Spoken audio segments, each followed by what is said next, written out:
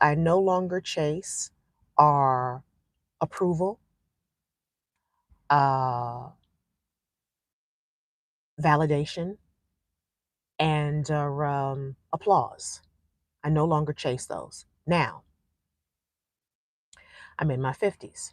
So there was a time, see, I have to say that because it's very hard in this modern era to say what I just said, that I don't chase those things anymore because those are the things that people chase most often.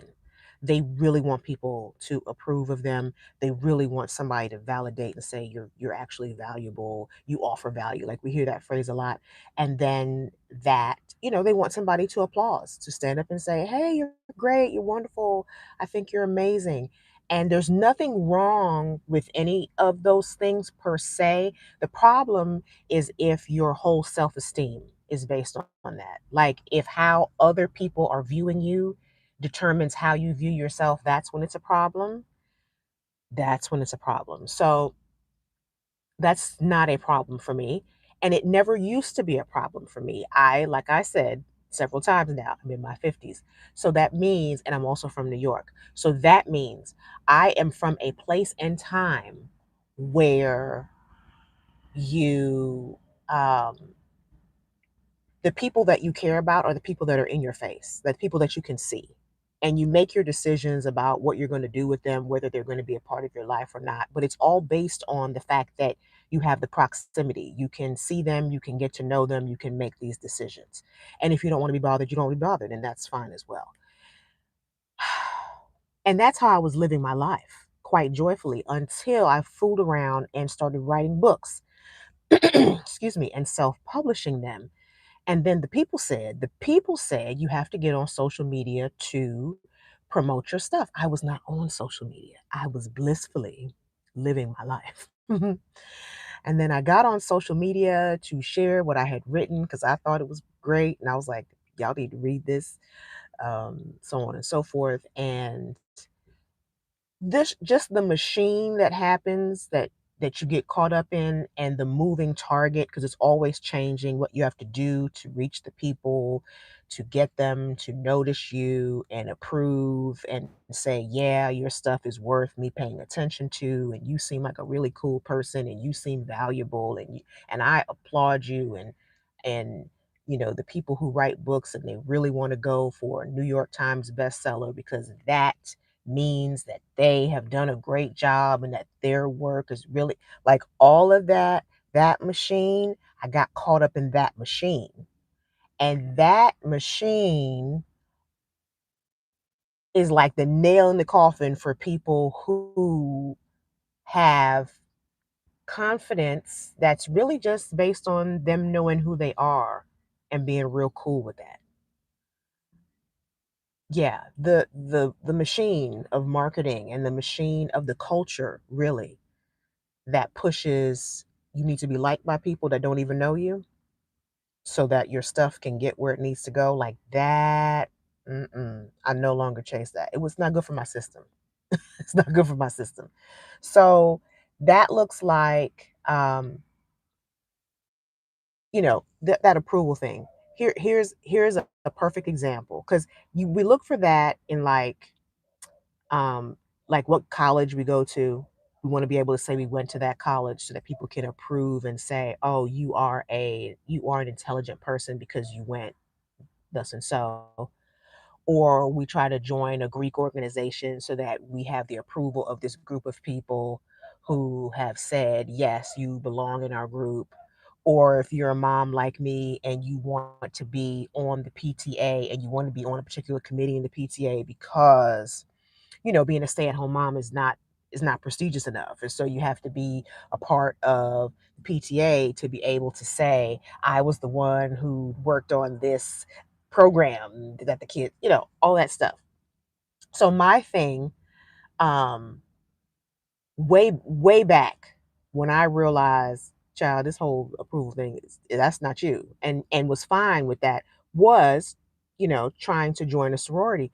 And when I realized what it really meant and what was really involved, and that it really wasn't about purely about sisterhood, it was really all about um this is what we're giving, and Do you align with that? Are you going to reflect that? Are you going to make us look good? Are you going to like, so yeah, that threw me off when now in my 40s, having written this book, I go to make moves and talk about what's in the book, but people are needing to approve who I am, and I need to be interesting enough, and I need to, and who are you affiliated with, and who do you know that I would care about the book? I'm not I'm not set up for that. And so, yeah, that brought me back to who I was younger, to say, you know what? It's nice when people say, you did really well. I really loved what you did. I love when I get comments about my videos and people say, this was just what I needed today. Can you keep making these because they're really helpful? That is what I love, because that's about impact. It's not about it's not about image. That's about impact. And that's why I do what I do. It's why I've done pretty much everything I've done, is because I want to have impact, and I'm just not going to do the look at me, look at me. And I understand that's what the people are doing. I get it. But my peace of mind and just me being me, because at the end of the day, this whole thing that I'm talking about is, I do not seek public approval at the expense of my personal acceptance. There's a way that I'm wired, and I like me. And when public opinion or public approval is based on me having to alter who I am and how I flow to fit in, that that's like, it makes me itchy. I can't do it. So I'm no longer chasing approval. I'm no longer I'm no longer chasing validation. No longer chasing validation. Um yeah. I I grew up in the West End. My family's West Indian. So validation, all that approval, that's hard to come by. They're not just handing that out, right? So I am not accustomed to people needing to say, other than hearing it from my family, other people needing to say, you know what, you're all right. You have all these abilities, and I see that you are an asset to me. Knowing you is an asset and all of that stuff. I am not used to that. And I'm not going to jump through the hoops to get that from strangers, when it's already a challenge to get that from my parents. I'm not doing it for strangers, so it's okay. But I had to let go of validation a long time ago, which is people saying, um, or giving you the impression that your worthiness is based on how you make them feel. So that's already a thing in your relationships, like with your family or with your friends. You have a depth of connection to them based on how you make them feel. Like, that's kind of part of the dynamic. It's also the case on a job. Your relationship with your boss is based on how you make your boss look, the bottom line, the value monetarily that you add to the company. Okay, but strangers, like me going around proving to people that I have a lot to offer, um, so that people that I don't even know what they look like can somehow give me a thumbs up, or yeah, no, that it's just not healthy. It's not healthy for me. And I don't think it's healthy for most people, but I can't live focused on that. Again, none of these things in and of themselves are bad. They are nice accessories, but they're like the accessory to an already fly outfit. They can't be the whole thing. Like, my mood and my sense of self cannot be based on people and things outside of me, and what they think, and oops, and how much they value what I'm doing, and whether they think what I'm doing is worthy of acknowledgement. Like my sense of self and my love of self and my appreciation of how I'm wired cannot be based on that.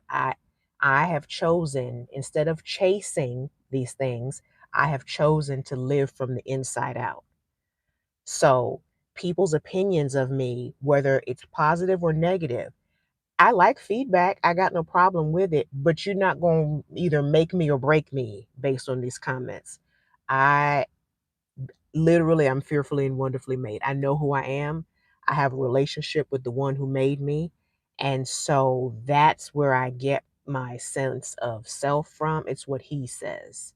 He's the one who made me. He's the one who can check me. He's the one who can improve me, all those things. Everybody else is sharing their thoughts. They're just sharing thoughts. I appreciate them, and I get to do what I want to do with them once they're shared. So the third thing that I talked about, I don't chase his applause. I know that there are people who love awards. They like yeah, they love an award. They like to be acknowledged. They like to be on those lists, the 30 under 30. Like they like to be on all those lists. And I get it. It's nice when people recognize something that you've done that was hard, that is not what everybody else is doing. Um, I'm a doctor, a medical doctor. That was hard. Everybody's not doing that. It says something about your intellect, and it says something about your level of perseverance to be able to achieve that. That's awesome. But I don't need people to applaud me for that. So I say I'm Dr. Vanessa here on the channel because it's relevant to what I'm talking about. That it establishes a certain level of trust, hopefully, in what I'm saying, because you understand I'm not just giving you opinions, I'm speaking out of education and training and experience. But I'm not walking around telling people that I'm a doctor so that they can applaud me and feel, and be impressed. Um, no, I only share that when it's relevant, because my whole sense of self is not based on that. In the same way I talk about my sense of self is not based on being a mom. I'm more than a mom. Also, I'm more than a doctor. Like I am me, and then I do things. I have done things. I have authored books, but I don't need to be a New York Times bestseller for me to know that what I put in the books is valuable. I hope this is making sense because we're about to head into another year, and how you step into it, the way you're thinking when you go into it, that's what really affects what happens in it. It's how you're thinking. And as I'm thinking out loud here right now, I hope it encourages you to think about things that you have been chasing that don't really serve you. They have not served you to this point, and they probably won't. And it'll make you uncomfortable to let those things go. Once you start being a person who cares about other people validating you, other people approving you, other people applauding for you, that can become something that's very hard. Like a, it's like a drug. It's kind of like hard to put it away. Um, but I encourage you to do so. You'll be a unicorn. You'll be very different. It's not what the people are doing. It's not what they're encouraging. It's not how they're living, but it is real, real peaceful. It is, it's wonderful to enjoy being in your own skin, to enjoy and functioning exactly how you're designed, and trusting that the people who need to be blessed by you, right? Because what I'm saying is, you're here because you're a blessing. You are an offer. God put you here as an offer to everyone else, to the rest of us. I'm here as an offer to other people. It's not an offer that everybody's going to accept, and I accept that. But for the people who need what I offer, I make myself known, and so they can see me and recognize me. But I don't get caught up in what that number is. I'm not going to go crazy changing thumbnails or changing how I look or changing how I show up on socials, trying to like, hey, look at me, see me, I'm over here. No, I'm just going to be me, which is different than literally every other person on this earth. I'm going to be me. And those who catch my vibe will be drawn to me. As long as make myself available, those who catch my vibe will be drawn to me. And I'm good with that. I'm good with that.